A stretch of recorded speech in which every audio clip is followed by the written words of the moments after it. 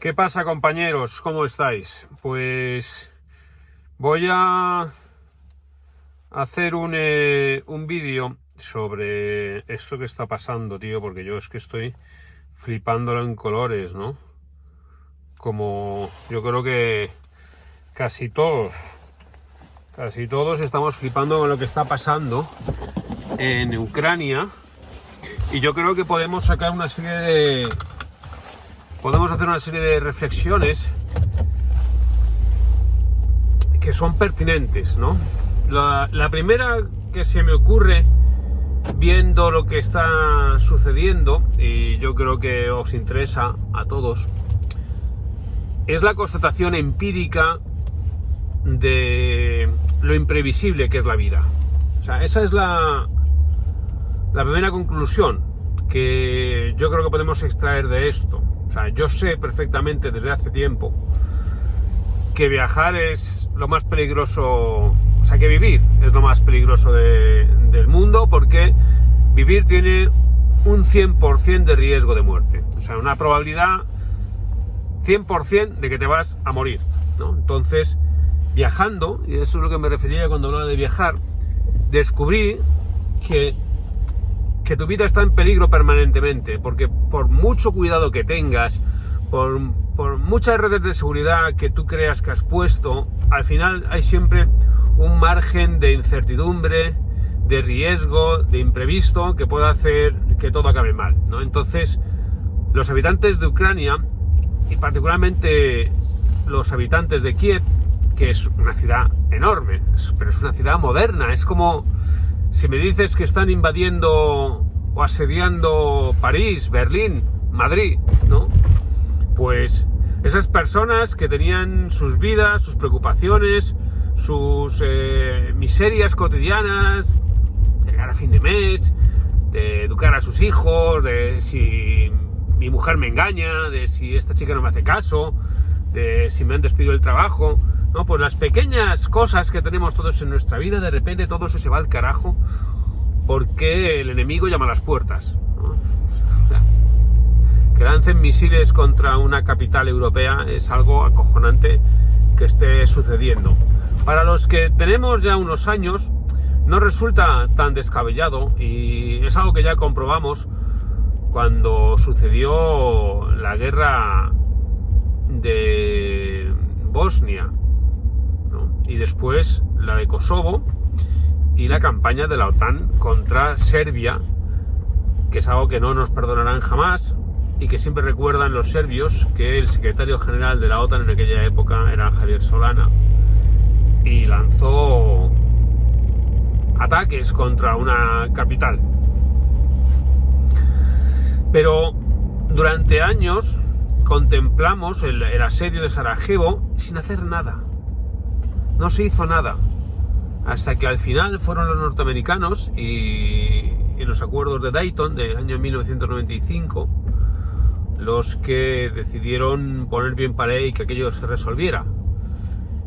De hecho, Clinton tiene una calle en la capital de Kosovo, que es algo que me llamó mucho la atención cuando fui por allí.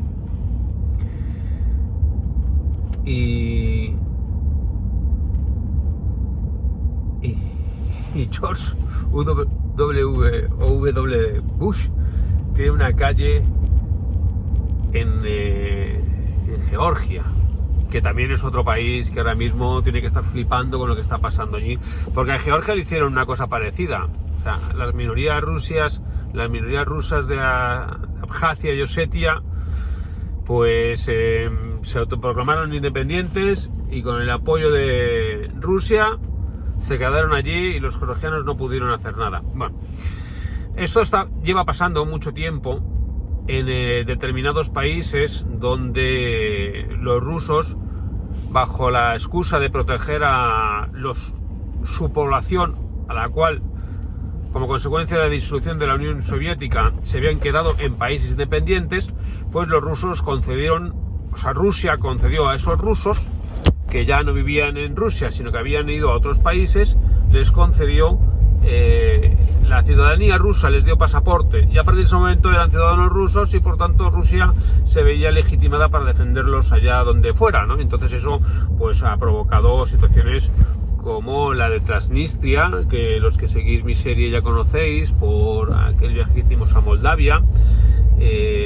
Ha pasado también en otros sitios como Abjasia y Osetia, pasó en Donetsk, allí en Ucrania. Lo que pasa es que lo que está sucediendo ahora es más grave porque han decidido invadir todo el país. Y una de las cosas que dijo Putin fue que someteremos a juicio a aquellos que hayan causado daños a nuestra población en Ucrania. Y yo cuando dijo eso, teniendo en cuenta que Rusia no acepta el Tribunal Penal Internacional, tampoco Estados Unidos, pues inmediatamente pensé, ¿qué es lo que va a hacer este tío, ¿no? Pues lo que está haciendo, que es meterse en Kiev, o intentar meterse en Kiev para capturar a Zelensky, que es el presidente, y llevárselo y someterlo a un juicio farsa. Y es una de las cosas que... la segunda conclusión a la que yo llego, ¿no? O sea, observando este espectáculo. Pues aparte de que la constatación de que la vida es riesgo, la segunda conclusión a la que llego es la absoluta disparidad cultural que existe entre el mundo oriental ruso y el mundo occidental. Aquí no la cogemos con papel de fumar continuamente. Aquí sería inimaginable que ninguna potencia occidental hubiera tomado esta medida contra otro país soberano. O sea, en cambio a Putin se la suda. No es que se la sude, es que quiere que veamos lo que está haciendo. Entonces ha montado una operación a la bestia, avisándola con tiempo, y yo creo que es que la gente en Occidente no se creía que eso pudiera suceder, porque al final vemos siempre continuamente bravatas, no sé qué, se eleva la tensión, pero al final luego no pasa nada, nunca pasa nada. Pues bueno, aquí sí está pasando. Después, otra conclusión es la inanidad de las alianzas occidentales para defender a alguien a quien habían prometido defender. ¿Cuántas veces se dijo a Ucrania que no se la dejaría sola? Pues sola está. O sea, esto de las sanciones económicas, que al final quien las paga son los ciudadanos rusos, y yo creo que ahora mismo todo el mundo está distinguiendo perfectamente entre Putin y los ciudadanos rusos, aunque los ciudadanos rusos son también responsables, o en parte responsables, porque están apoyando a Putin en esto a saco, ¿no? Porque se ha conseguido convertir esta cuestión casi en étnica, ¿no? Estamos protegiendo a los nuestros y los rusos están convencidos de que está en la campaña justa para proteger a los suyos. Entonces, la tercera conclusión es esta: la absoluta inanidad de Occidente para defender un país al cual han dejado solo, y por lo tanto todos aquellos otros países que estuvieran en la órbita soviética o en la órbita de influencia rusa, pues están flipando porque saben que están absolutamente solos. Moldavia, las repúblicas bálticas que forman parte de la Unión Europea, Letonia, Estonia y Lituania, pueden también ser invadidas. No digo que lo vayan a ser, pero podrían serlo. A Putin se la sudaría. Y nosotros no haríamos nada así, sanciones económicas. En fin, Georgia, que es un país chiquitín, que está ahí entre Azerbaiyán y Turquía, que yo ya os enseñé en la serie Operación Ararat. Georgia, que ha hecho decididos esfuerzos por intentar convertirse en un país de la órbita occidental, también podría estar en la soga. Otra de las conclusiones a la que yo llego es que lo de Ucrania se va a convertir en una guerra civil. Una guerra civil porque ese país tiene dos armas claras, y se vio perfectamente en las elecciones en las cuales se votaba antes del Euromaidán, se votaba al candidato prorruso y al candidato pro-ucraniano, autonomista independentista, ¿no? O sea, el país está partido en dos, pero hay muchas comunidades, por ejemplo en Odessa, donde la población es mixta. Y en esos sitios hay mucho rusófono viviendo con sus vecinos ucranianos, y esto va a suponer una tensión brutal para la convivencia entre esas comunidades. Y después,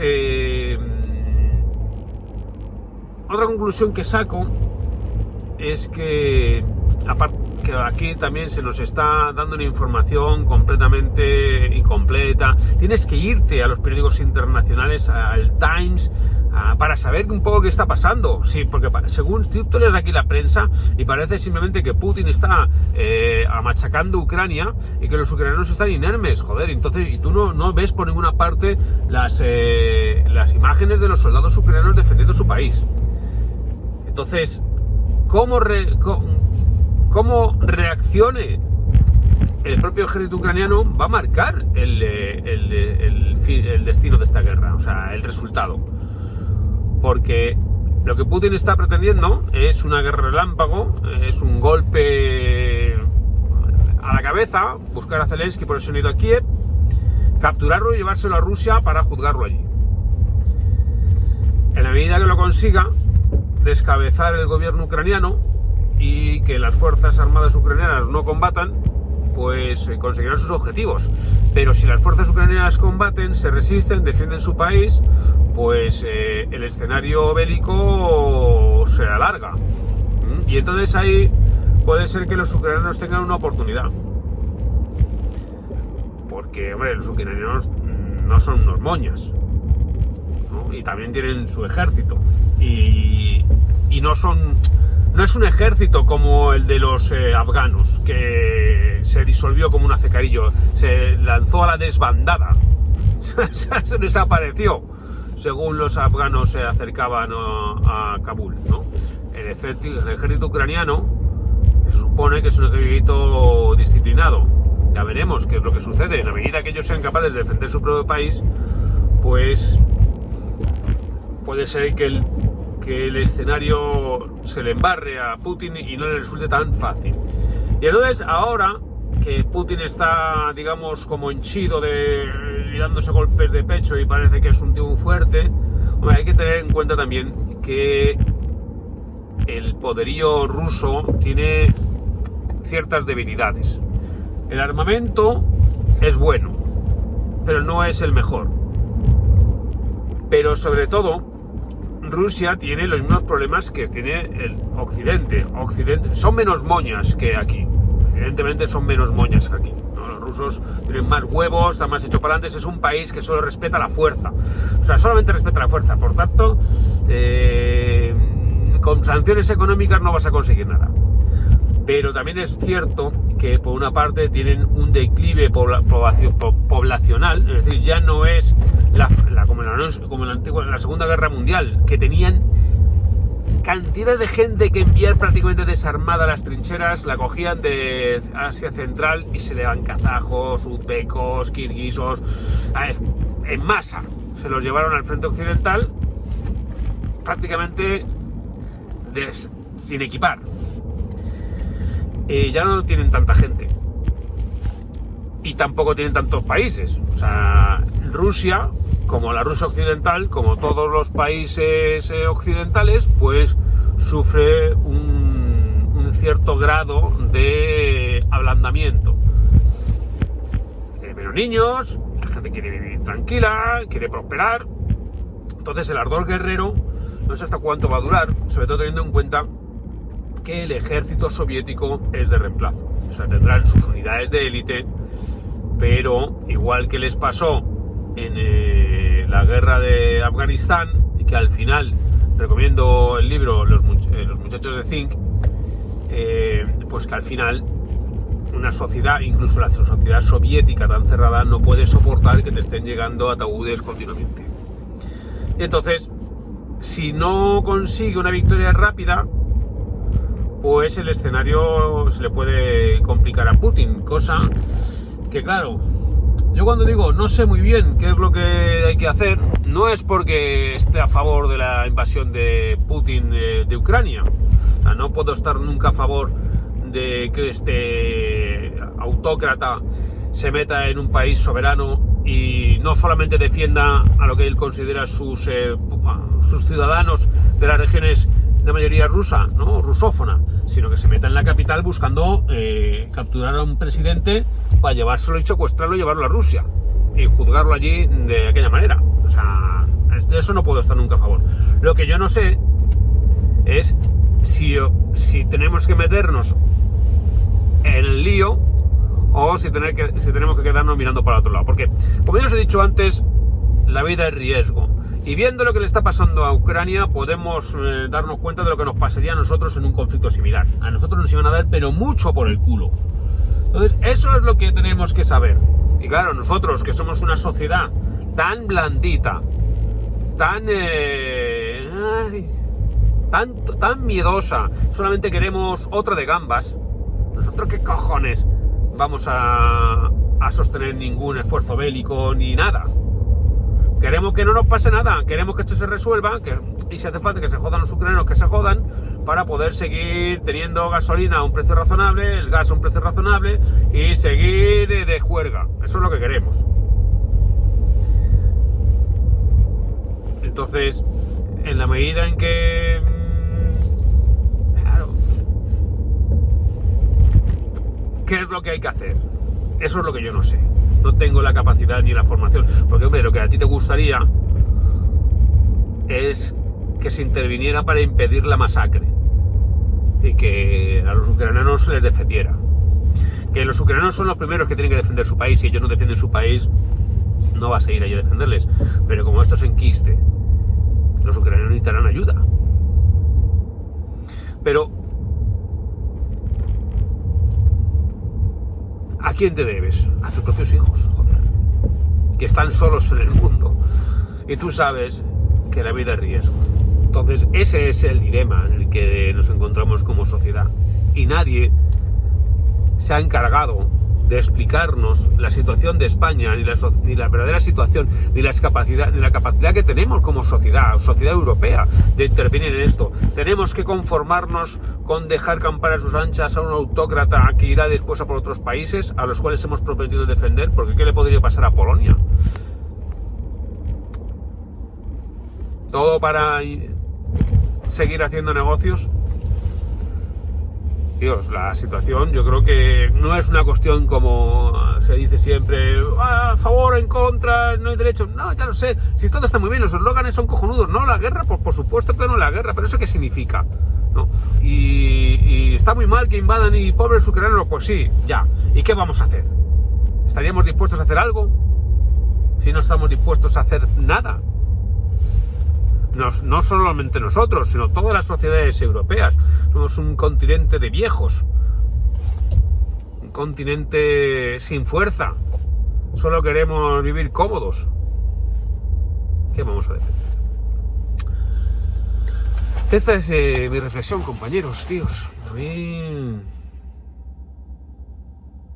esto me jode, no tener... Claro, los que son fanáticos o están muy ideologizados lo tienen todo clarísimo. Oh, sí, no, todo es blanco, negro. Pero esa no es la verdadera cuestión. La ideología no sirve para... ¿Qué hay que hacer? ¿Pararle los pies a este tío? O intentarlo todo con dejarlo reducido a las sanciones internacionales. Que, hombre... que España, que tiene una crisis encima, una ruina de cojones, diga que le vamos a hacer mucho daño a Putin con las sanciones, es un poco de coña, sobre todo más cuando yo creo que ni se lo creen. Bueno, tíos, esto era lo que quería comentaros, ¿no? La verdad es que estas intervenciones no sirven en absoluto para aclarar el panorama, simplemente para compartir este tipo de preocupaciones que tengo, que supongo que serán muy comunes a las vuestras. Así que volvemos otra vez a los comentarios preocupados del Confinablog. Es que vamos, salimos de una y ya estamos en otra. En fin, la vida es así, imprevisible y muy arriesgada. Así que vivid al momento y proteged a lo que más queréis.